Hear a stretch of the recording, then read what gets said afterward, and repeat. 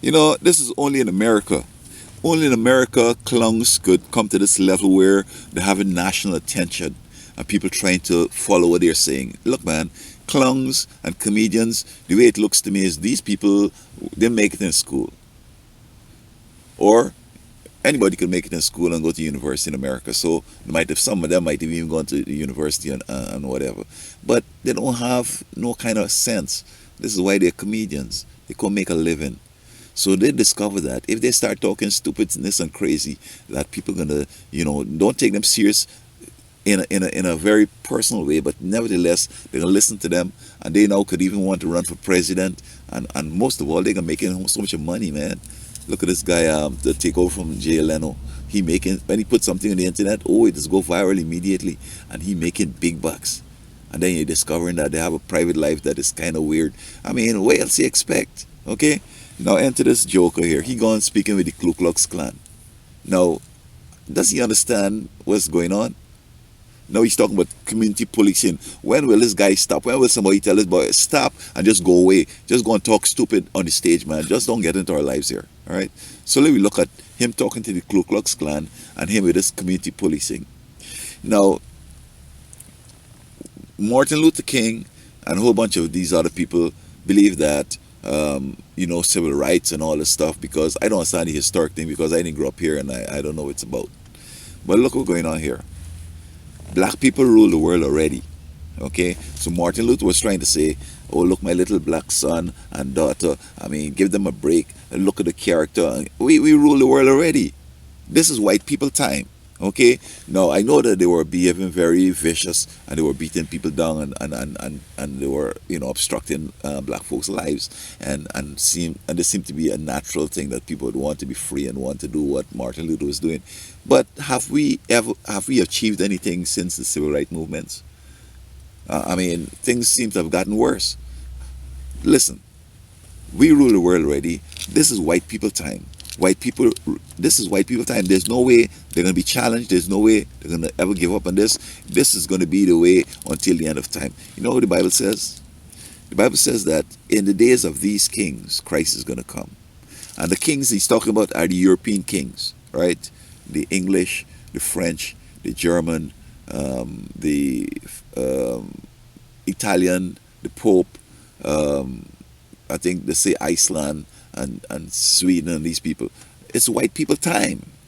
Now, I mean, you can't challenge the white people for nothing because this is their time. They earned it, they fought and they won it. We rule the world as black people in Egypt. Babylon beat us off. Babylon was beat by Medo Persia. Greece beat Medo Persia.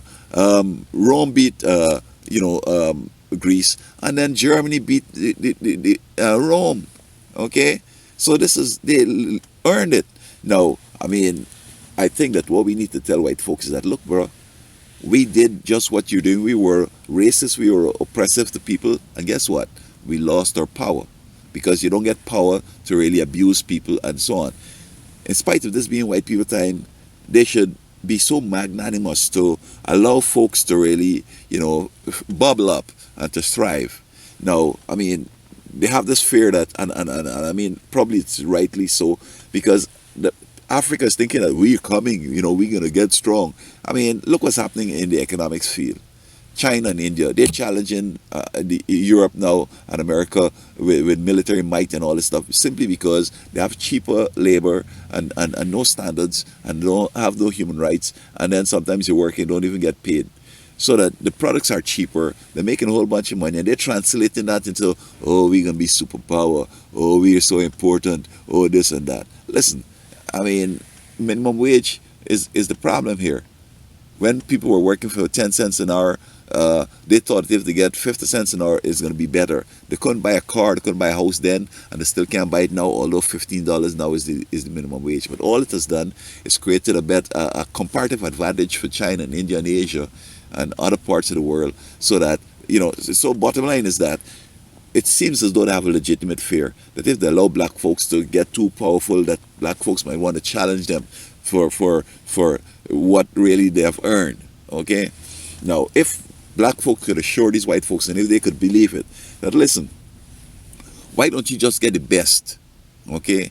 This is what the comedian should be saying. Why don't you get the best to bubble up to the top, as opposed to putting all your sons, who some of them might not necessarily be competent and capable. You have Bradley Manning, you have Snowden, you have the WikiLeaks guy. These are white folks who basically can handle power and handle secrets and the whole 9 yards, which are compatible with a superpower thing. There's some blacks and there's some Mexicans, Latino, and there's some Chinese, and there's some other races that probably could have done a better job. If they can't handle it, they'll just say, "Sir, I quit," and don't reveal no secrets. All right. So this is the situation, Mr. Comedian and Martin Luther King. This is white people time, and they feel challenged. And I'm saying that they don't have to be as brutal as they were, or be as discriminatory as they do. Look for the best so that your country could be stronger.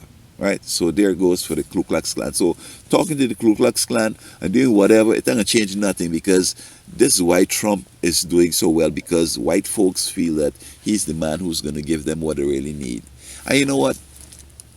A lot of white folks now marrying blacks and hanging out with blacks, and they're doing all this kind of stuff. Guess what?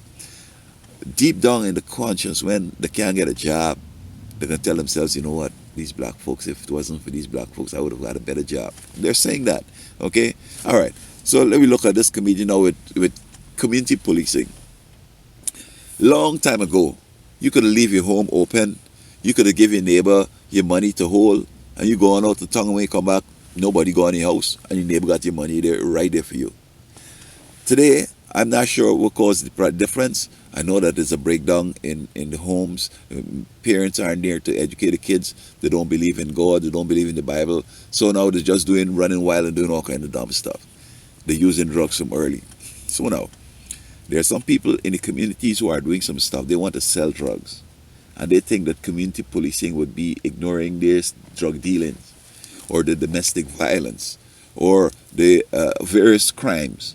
No, crime has to be dealt with. Now, crime in the black community or white community, anywhere it should be dealt with. But when you talk about community policing, you seem to be thinking in terms you will give people a break. I understand what you're going through. You don't have a job, so you're pushing drugs to help take care of business. I mean, they ain't gonna do that. Okay? They're not gonna turn a blind eye to crime. They're gonna investigate it.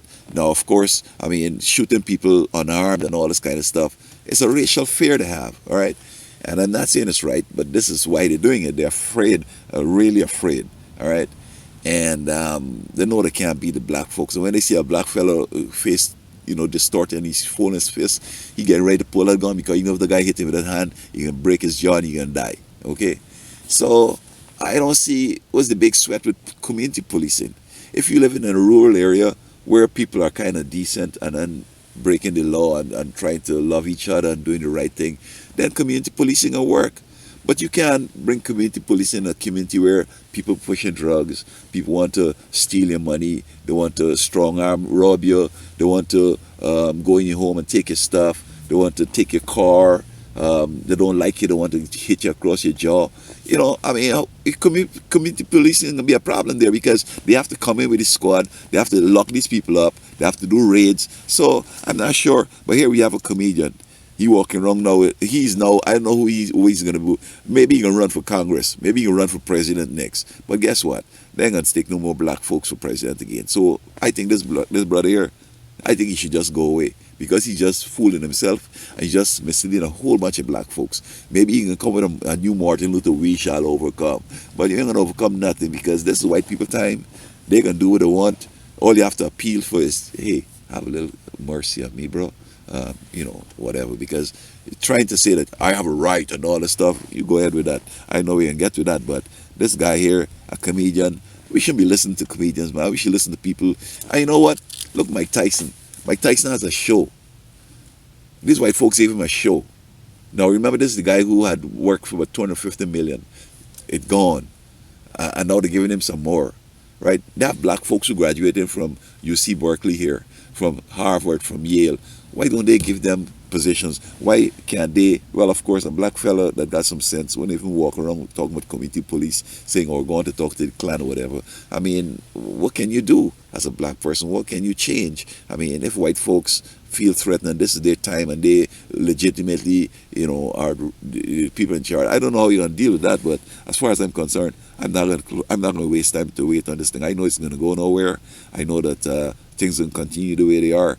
I mean, I have my education. Okay, I'm selling a newspaper in the street. I'm kind of like, it's bottom of the pit.